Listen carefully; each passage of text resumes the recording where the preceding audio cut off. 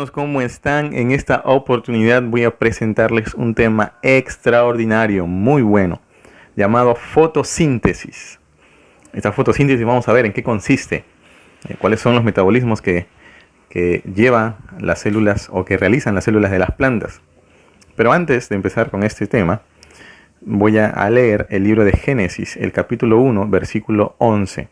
Dice: después dijo Dios: produzca la tierra hierba verde, hierba que dé semilla, árbol de fruto que dé fruto según su género, que su semilla esté en él sobre la tierra. Y fue así. Voy a invitarles a hacer una oración. Eterno Padre Celestial, Creador del cielo y de la tierra y de todas las plantas que existen en nuestro planeta, gracias te damos, Señor, por darnos a conocer estos maravillosos metabolismos que ocurren dentro de las células vegetales.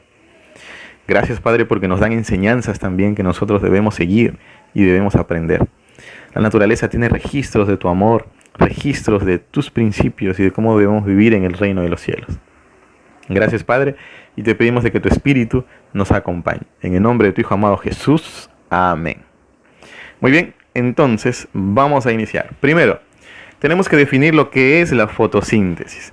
La fotosíntesis es un proceso en el cual las células de la planta, en específico el cloroplasto, van a transformar la energía luminosa en energía química.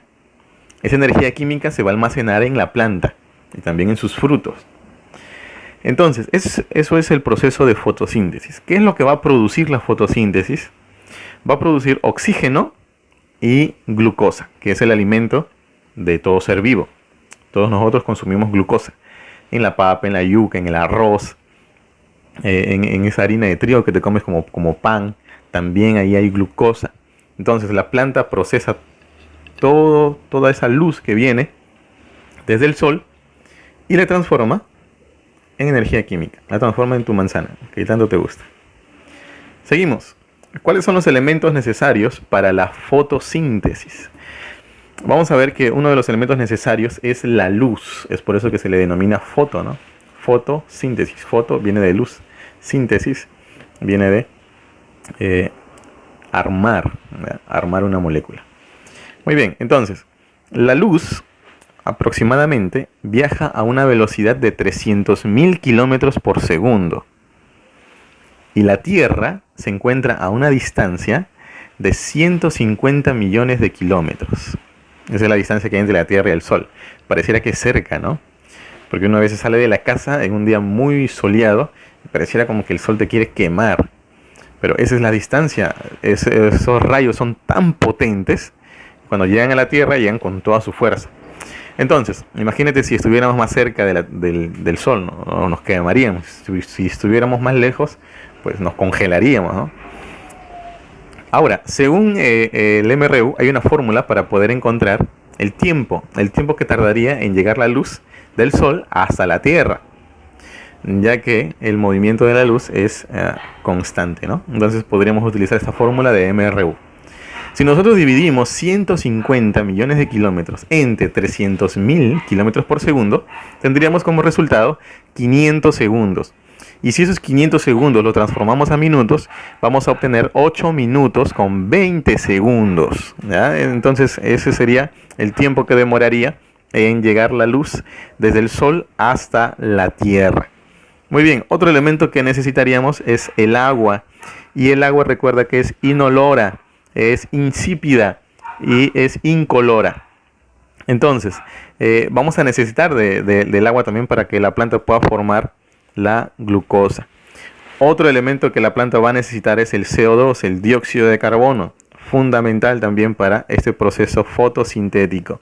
Y también la planta va a necesitar enzimas fotosintetizadoras que van a ayudar a la aceleración de las reacciones fotosintéticas, porque recordemos que la planta gasta energía y necesita generar más energía de lo que ella puede tener, porque esa energía se va a almacenar y esa energía almacenada nosotros la vamos a consumir. ¿Dónde se va a llevar a cabo este proceso fotosintético? Se va a llevar a cabo dentro de esta hermosa organela. Mira qué linda es. El cloroplasto. Dentro de ese cloroplasto se va a llevar a cabo este proceso fotosintético. Seguimos. Otras sustancias químicas que vamos a necesitar son los pigmentos. Tenemos la clorofila, los carotenoides, las ficobilinas. Estos pigmentos le van a dar el color a estas plantas. Ahora, voy a presentar este video para que podamos ir nadando hacia el cloroplasto, ¿ya? Vamos a ir desde lo general, desde lo que nosotros podemos ver, hasta lo que no podemos ver. Porque a veces es complicado hablar acerca de fotosíntesis y no sabes dónde estará ese cloroplasto. Entonces, vamos con las plantas. Vemos ahí las plantas, hojitas muy lindas, muy bonitas. Ahí por ahí están caminando las hormigas. Entonces, si nosotros vemos las plantas, vamos haciéndonos cada vez más chiquitos. Vamos a ver que en vez de la hoja hay como unos poros, como unos poritos. No sé si los puedes ver. Nos estamos acercando poco a poco. Esos poros se les denomina estomas, ¿ya? Esos estomas, a través de esos estomas, vamos a ingresar. Ya estamos ingresando, ten cuidado. Agacha la cabeza. Ya, entramos. Muy bien. Entonces, dentro de estas hojas vamos a ver las células vegetales. Estas células vegetales, dentro de estas células vegetales, vamos a encontrar a esta famosa organela, el cloroplasto, ¿ya? Vamos a entrar, ten cuidado de no dañar ninguna organela, ¿ya? Vamos, seguimos, estamos entrando y podemos observar todas las organelas que se encuentran dentro de la célula vegetal. Esas moraditas son las mitocondrias y esas esferas verdes son los cloroplastos. Vamos a ingresar entonces estos cloroplastos. Sigue nadando, vamos, apúrate. Vamos a entrar a estos cloroplastos y ingresamos. Muy bien. Tenemos ahí esos discos. Esos discos se van a llamar tilacoides. Y ese conjunto de tilacoides, como están organizados uno encima de otro, se le va a denominar grana. ¿Y qué es lo que sostiene este grupo de tilacoides? Lo que va a sostener es la lamela. Ves ahí todas las proteínas que se encuentran en la membrana tilacoidal. Ese espacio donde ves todos los puntitos blancos, ¿ya? Por encima del tilacoide, ese espacio se le llama estroma. Ese es el espacio interno del cloroplasto. Pero aquí ves estas proteínas están trabajando y en estas proteínas se va a llevar a cabo el proceso fotosintético, la fase luminosa, ¿ya? Entonces, vamos avanzando. Ya sabes más o menos en dónde estamos y de qué vamos a hablar. La fotosíntesis tiene dos fases. La fase luminosa o reacción de Hills y la fase oscura o también llamada ciclo de Calvin. En la fase luminosa vamos a ver la siguiente reacción. ¿Ves ahí dos esferitas? Las dos verdes. Ya. Una tiene las siglas PS2 y la otra verde tiene PS1. ¿Dónde vamos a empezar? Vamos a empezar en la PS1. ¿Ya? Viene la luz. Este fotosistema 1 se va a excitar y esa excitación va a generar una liberación de energía. Al liberar esa energía se acerca el NADP, que está ahí arribita, ahí encerrada en una estrellita. Se acerca el NADP y junto con ese hidrogenión y va a adquirir ese electrón, va a ganar electrones. Y al ganar electrones, el NADP se transforma en NADPH. A esa ganancia de electrones en química se le llama reducción. Quiere decir que el NADP se va a reducir a NADPH. ¿Por qué reducción? Porque ha ganado electrones. No te olvides, reducción en química significa ganancia de electrones. Ahora, si el fotosistema 1, el PS1, ha perdido un electrón, entonces ¿quién le va a dar ese electrón que ha perdido? Entonces para eso necesitamos retroceder y llegar hasta el fotosistema 2, el PS2. Ese PS2 nuevamente recibe carga luminosa, se excita y libera el hidrógeno. Ese PS2 libera ese electrón, y va a empezar a ser transportado ese electrón desde el PS2 hasta el PS1. Ese PS2 le va a dar el electrón a la plastoquinona. Esa plastoquinona va a recibir el electrón y se lo va a dar al citocromo. El citocromo se lo va a dar a la plastocinasa. Y esta plastocinasa se la va a dar al fotosistema 1. Este fotosistema 1 de esta forma va a recuperar ese electrón que perdió. Ahora, ¿cómo ese PS2 va a recuperar ese electrón? Para eso tenemos el proceso de la hidrólisis. Hidro viene de agua, lisis viene de ruptura. Va a romperse la molécula de agua. Y al romperse esa molécula de agua, le va a dar los electrones que el PS2 donó para el PS1. Y se va a formar media mol de oxígeno. Porque al juntarse con otra media mol de oxígeno van a formar una molécula de oxígeno. Es ahí donde se forma ese oxígeno, que es el producto de la fase luminosa. Pero también se van a liberar hidrogeniones. Y quiero que veas, esos hidrogeniones con esa linita roja van a acercarse hasta esta proteína de color naranjita. Esos hidrogeniones van a acercarse hasta esta proteína que se llama ATP sintetasa. Esos hidrogeniones van a empezar a salir por esta proteína, por esta ATP sintetasa. Y esa acción va a llenar a la ATP sintetasa de energía cinética. Entonces, cuando se acerca el ADP con un fósforo, se acercan a esta ATP, esa energía va a permitir que se puedan unir y se va a formar el ATP. De ADP más fósforo van a formarse ATP. Y ya te dije que ATP significa adenosín trifosfato. Quiere decir que tiene tres fosfatos. Y el ADP, adenosín difosfato, quiere decir que tenía 2. Entonces, debido a esta acción, va a poder tener 3 fosfatos. Muy bien. Entonces, lo que se genera en la fase luminosa, los productos son ATP, NADPH2 y oxígeno. Este ATP y este NADPH van a ir a la fase oscura y el oxígeno va a ser liberado por la planta. ¿Para qué? Para que tú lo puedas respirar. Y así también pueda realizarse en tu organismo la glucólisis, ¿no?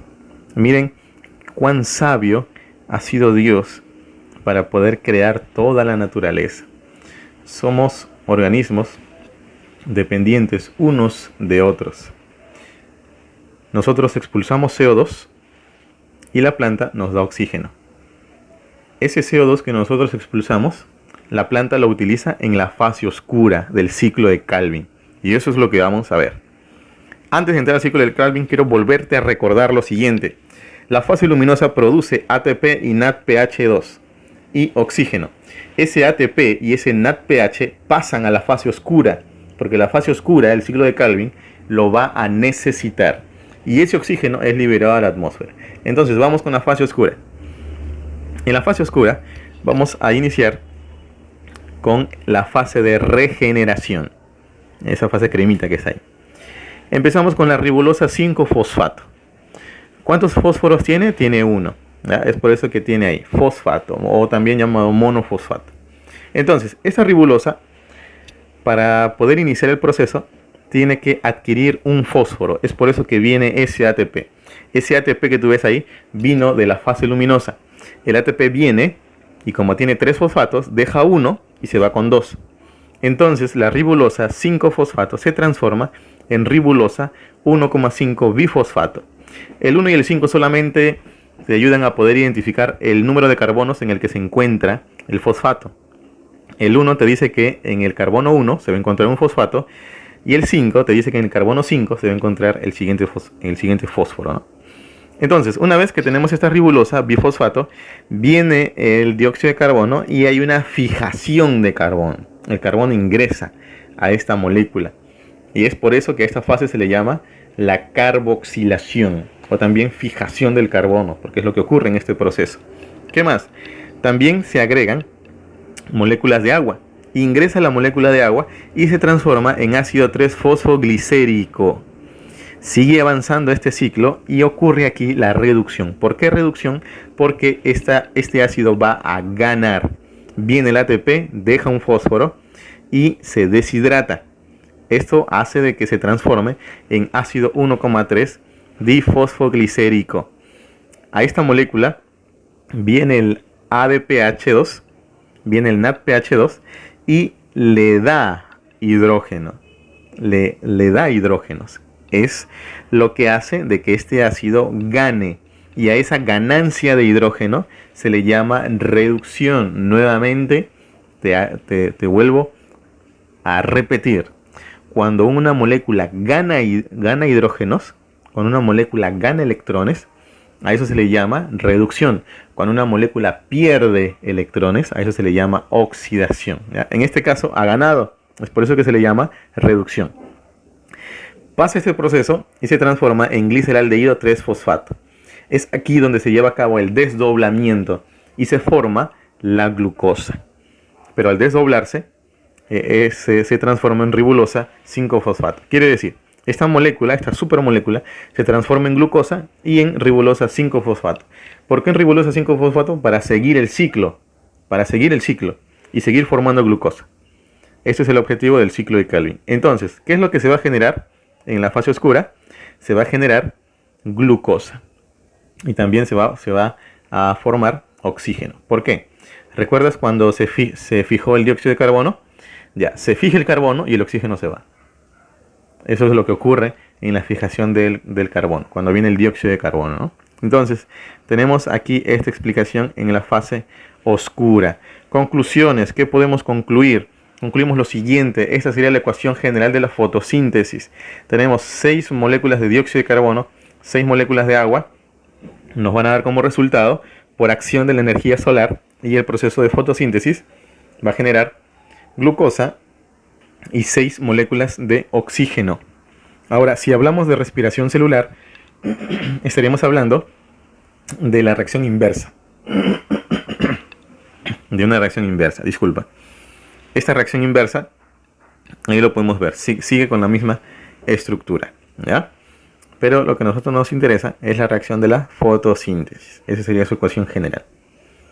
Seguimos, otra conclusión.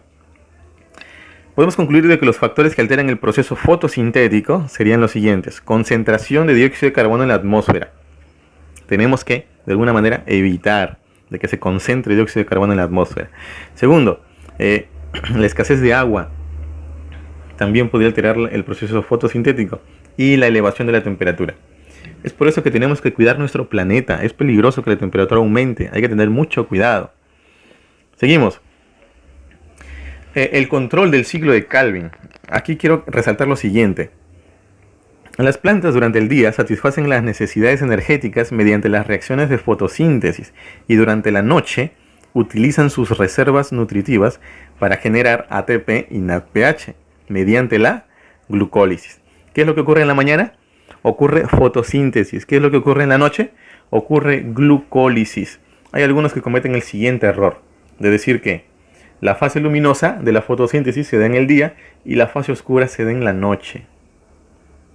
No cometamos ese error, por favor. Y es más, hay muchos videos que hablan acerca de eso. Y muchos que hablan acerca de esto. Y sobre todo, pueden confundir más que ayudar. Es por eso que hay que tener mucho cuidado. El proceso fotosintético, tanto la fase luminosa como la oscura, se dan en el día. Y la fase y el proceso de glucólisis se da en la noche, que es un proceso distinto a lo de la fase de la fotosíntesis. Son dos cosas distintas, ¿ya?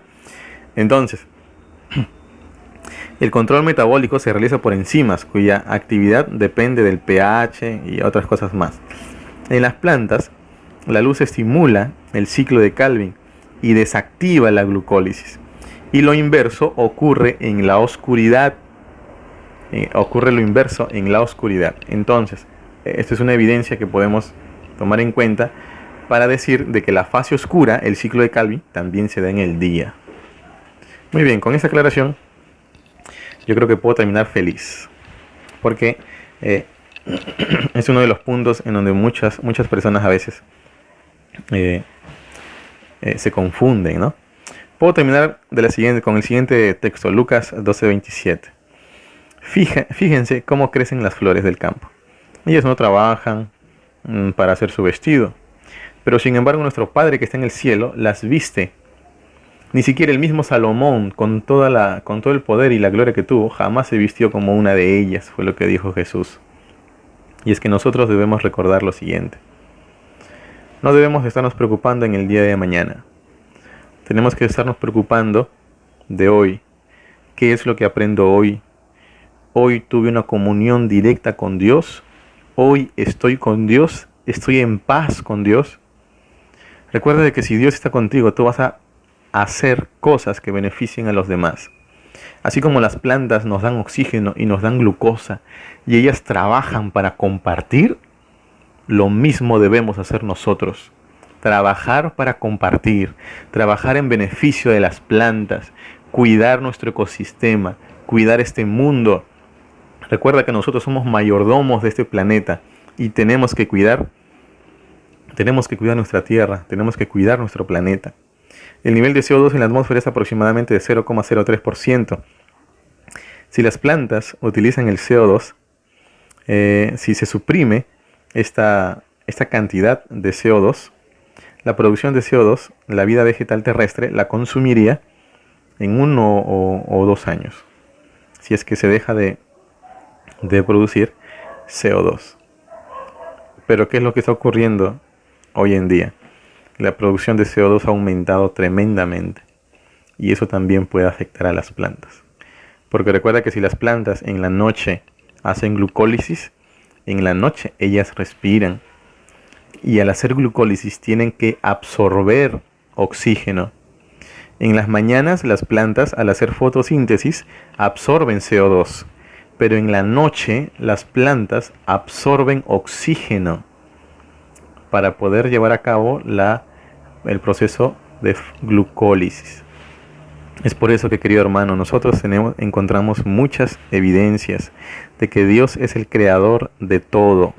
Porque inclusive en las plantas vemos cómo es la característica del reino de los cielos, que es aprender a vivir para dar a los demás. Aprender a vivir para compartir lo que tengo. Aprender a vivir para sustentar a alguien que necesita. Queridos hermanos, aprendamos de la naturaleza.